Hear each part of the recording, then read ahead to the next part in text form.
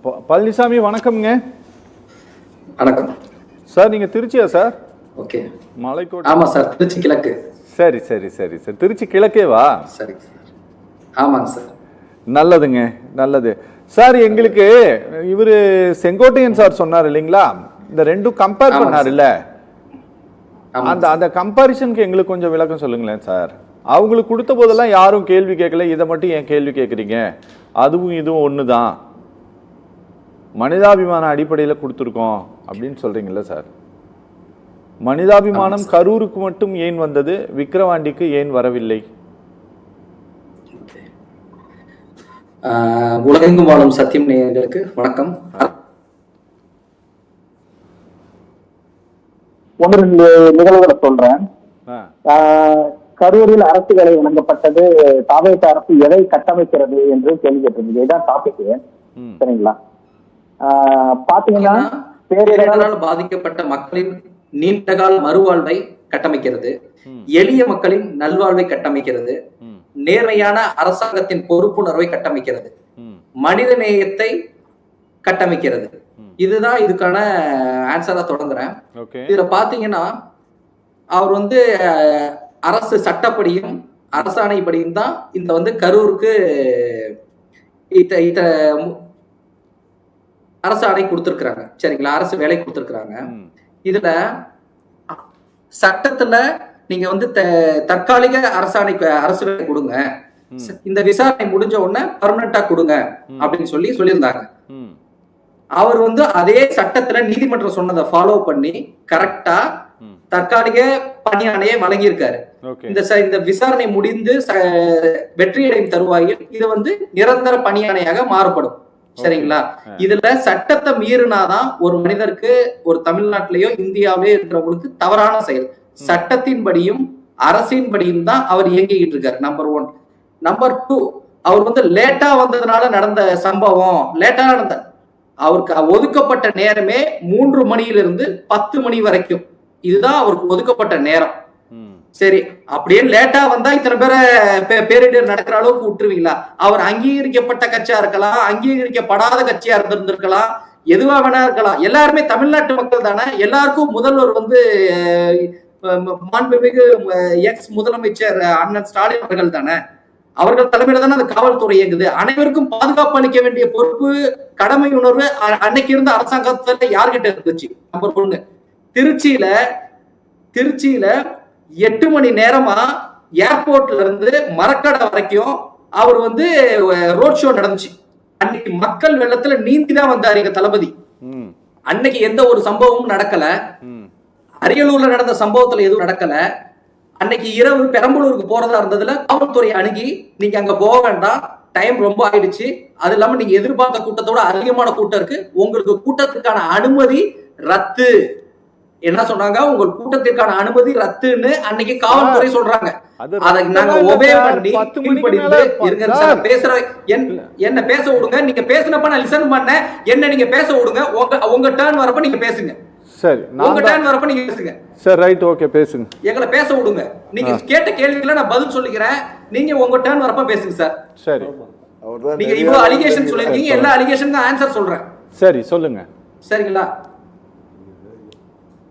சொல்லுங்க. பெரம்பலூர்ல ரத்து பண்றாரு, காவல்துறை அதிகாரிகள் ரத்து பண்றாங்க அந்த கூட்டத்தை ரத்து பண்றதை நாங்க ஒத்துக்கிட்டு, சரி அவங்க பொதுமக்களுக்கு நலனாகவும் கள நிலவரத்தை தெரிந்து காவல்துறை அறிவிக்கிறாங்கன்றதை நாங்க உணர்ந்து நாங்க அந்த கூட்டத்தை ரத்து பண்ணிட்டு பொதுமக்கள்கிட்ட மன்னிப்பு கேட்டோம். அன்னைக்கு பழனிசாமி ஒரே ஒரு நிமிஷம், நான் அரவிந்த் பேசுறேன். இங்க பாருங்க, நீங்க அந்த கூட்டம் ரத்து பண்ணல, அவர் ஏதோ பெருந்தன்மையாக திரு விஜய் போலீஸ் சொல்லிருச்சு அதனால நான் வீட்டுக்கு போய் அப்படி சொல்லாதீங்க.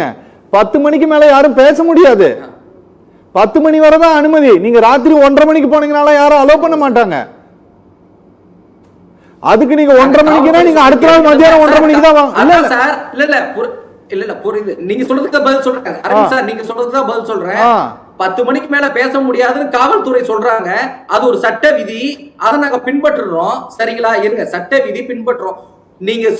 நீங்க எதிர்பார்த்த கூட்டத்தை விட அதிகமான கூட்டம் இருக்குது, இந்த இடம் குறுகலா இருக்கு, நீங்க உள்ள போக கூடாதுன்னு ஏன் காவல்துறை அந்த கூட்டத்தை ரத்து பண்ணல? காவல்துறைக்கு அந்த அதிகாரம் இருந்த போது ரத்து பண்ணல. காவல்துறை அன்னைக்கு தவறியதா? உளவுத்துறை தவறியதா? காவல்துறை அழைத்து செல்கிறது உள்ள, நாங்க அதெல்லாம் நம்பி போயிட்டோம். காவல்துறையை அழைத்து கூட்டிட்டு போறாங்களே, பொறுப்பா இருப்பாங்களேன்னு அன்னைக்கு காவல்துறைக்குள்ள நன்றி சொல்றோம். சார் இங்க பாருங்க பழனிசாமி, இங்க பாருங்க சார், கண்ணு சார் ஒரே நிமிஷம் சார், ஒரு நிமிஷம் சார். இங்க பாருங்க, கண்ணு காது இருக்கக்கூடிய, ஆமா கண்ணும் காதும் இருக்கக்கூடிய எல்லாருக்கும் தெரியும் சார். அந்த வீடியோ இன்னும் உங்களுடைய டிவிகேனுடைய யூடியூப் பேஜில் இருக்கு சார். இங்க பாருங்க, நீங்க நில்லுங்க, இங்க நின்னு பேசுங்கன்னு சொல்லும் போது இல்ல இங்க பேச முடியாது, முன்னாலதான் போய் பேசுவோம் நீங்க தானே சார் சொல்றீங்க. அந்த ஆடியோவோட இருக்குது சார் உங்களோட யூடியூப் பேஜ்ல இருக்கு. நைட் 10 மணிக்கு மேல பேசுவேன்னா விடுவீங்களா?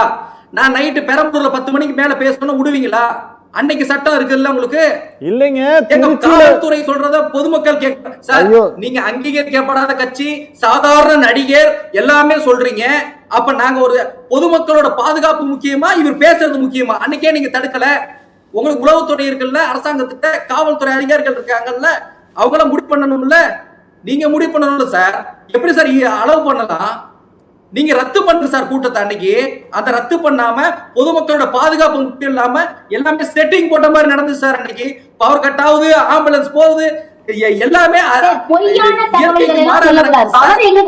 கூட்டம் எப்படி இருந்துச்சு? அம்மா நீங்க பேசுறப்ப அமைதியா இருந்தாலும், நான் பேசுறப்ப அமைதியா இருக்குமா? அதுக்கப்புறமா நீங்க பேசுங்கம்மா, நான் கேக்குறேன்.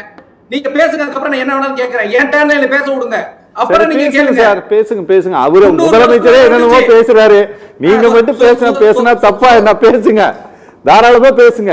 சிஎம்ஏ வாய்க்கு வந்ததெல்லாம் பேசிட்டு போகும்போது நீங்க பேசினா மட்டும் என்ன தப்பு? பொதுப்படையா இருங்க சார். இல்ல பொதுப்படையா தான் நான் சொல்றேன் சார். நான் அதுக்குதான் உங்ககிட்ட சொல்றேங்க. பாருங்க, கண்ணு காது இருக்கக்கூடிய எல்லாருக்கும் தெரியும். நீங்க அந்த வீடியோ உங்களோட இருந்த எல்லாத்துக்குமே தெரியும் சார். பொதுமக்கள் எல்லாருமே பார்த்துட்டாங்க. இவரு நம்ம எக்ஸ் அமைச்சர் அன்பில் மகேஷ் அண்ணனும் செந்தில் பாலாஜி அண்ணனும் வந்து கண்ணீர் விட்டதை தமிழ் மக்கள் எல்லாரும் பார்த்து ரசிச்சுட்டாங்க. அன்னைக்கு நடந்த சம்பவம் எல்லாம் சினிமா முதற்கொண்டு டைலாக்கா வந்துருச்சு. ரூல்ஸை ஃபாலோ பண்ணுங்க. மக்கள் எல்லாம் தெளிவா இருக்காங்க. அதனால 2026 மாத்தி குத்துனாங்க. தெரியல 108 பேருக்கு நாங்க வின் பண்ணதே. ஏன் ஜெயிச்சோன்னு தெரியல. நேர்மையின் பின்னாடி இருந்தாங்க மக்கள். நாங்க ஏமாத்தி இருந்தோம்னா மக்கள் எங்களை அப்பயே தோற்கடிச்சிருப்பாங்க. நாங்க ஜெயிச்சதுக்கான காரணமே நேர்மை தான் சார். எங்களுக்கு நஞ்சலாவணி இல்ல, நாங்க அதெல்லாம் ஜெயிச்சோம். அதை தெரிஞ்சுக்கணும் நீங்க சார். ஆனா கரூர்ல தோத்து போனீங்க. நீங்க சொல்றது கண்ணு காது மூக்கு எல்லாம் இருக்கிறவங்களுக்கு எல்லாம் தெரியும் சார். அறிவு இருக்கிறவங்களுக்கு எல்லாம் புரியும். அறிவு இருந்திருக்கு எல்லாருக்கும், தமிழ் மக்களுக்கு. அதனாலதான் மக்கள் எல்லாம் வாக்களிச்சோம். ஆனா கரூர்ல தோத்து போயிட்டீங்களே சார். பரவாயில்ல சார், நாங்க ஜெயிப்போம் சார். திரும்பி மீண்டு வருவோம் சார். நாங்க வெற்றி மக்களோட அரசாங்கத்தை அமைச்சிட்டு இருக்கோம் சார். ஊழலற்ற அரசாங்கத்தை அமைச்சுக்கிட்டு இருக்கோம் சார். மக்களுக்கு நல்லது செய்ய விடுங்க சார். எங்களை செய்ய விடாம அதுல கொட்டை 70 வருஷம் திராவிட ஆட்சிகள்ல இருந்து விடுதலை வாங்கியிருக்காரு சார். 300 வருஷம் போற ஆங்கிலேயர்கள்ட்ட இருந்து விடுதலை வாங்கி தந்த காந்தியடிகள் மாதிரி, நேதா சுபாஷ் சந்திர போஸ் மாதிரி எங்க தலைவர் விஜய் வந்து எல்லாத்துக்கும் வாங்கி கொடுத்திருக்கிறாரு சார். எவ்வளவு நான் தான் முதல்வர், என் பையன் துணை முதல்வர், அவரோட பையன் நாளை எதிர்கால துணை முதல்வர். என்னங்க சார் அரசாங்கம்?